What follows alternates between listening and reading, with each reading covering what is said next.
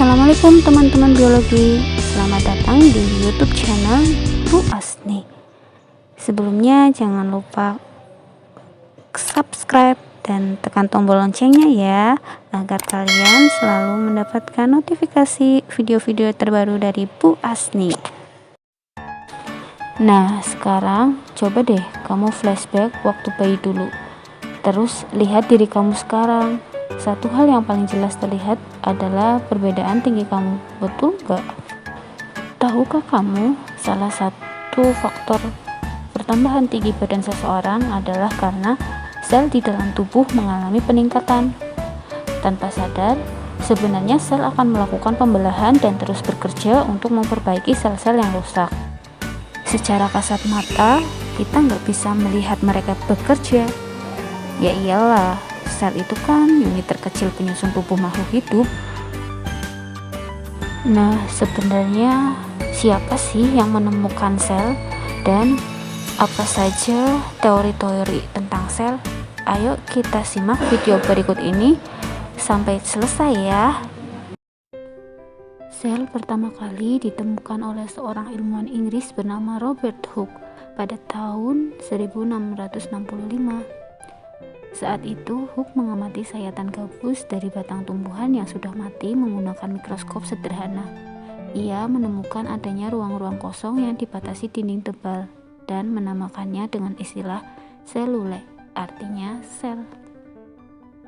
Kemudian penemuan tentang sel berkembang lagi ketika ilmuwan asal Belanda bernama Antonie van Leeuwenhoek merupakan orang pertama yang menemukan sel hidup. Ia mengamati air rendaman jerami menggunakan sebuah mikroskop kecil berlensa tunggal dan menemukan organisme yang bergerak-gerak di dalam air. Kemudian ia menyebutnya sebagai bakteri. Sejak saat itu, beberapa ilmuwan berlomba-lomba untuk mengetahui lebih banyak tentang sel. Kemudian lahirlah teori-teori tentang sel. Beberapa teori tentang sel diantaranya adalah sel merupakan kesatuan atau unit struktural makhluk hidup.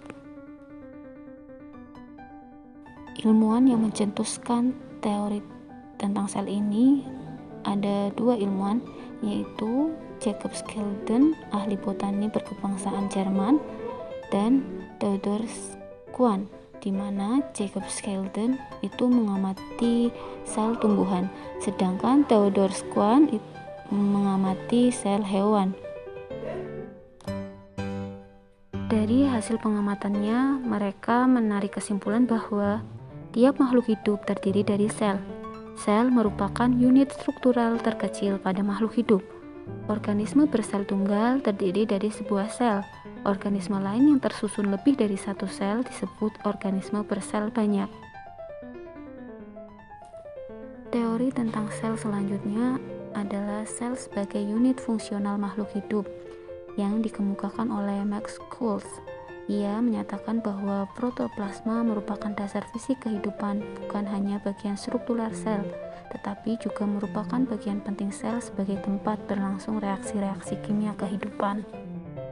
Teori tentang sel selanjutnya adalah sel sebagai unit pertumbuhan makhluk hidup yang dikemukakan oleh Rudolf Virchow.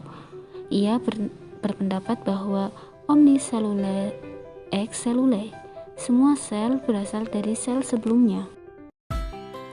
Secara struktural dan fungsional, sel terdiri dari komponen bahan kimia dan organel-organel sel.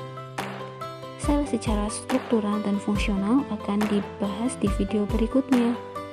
Terima kasih sudah menonton, jangan lupa like dan subscribe ya.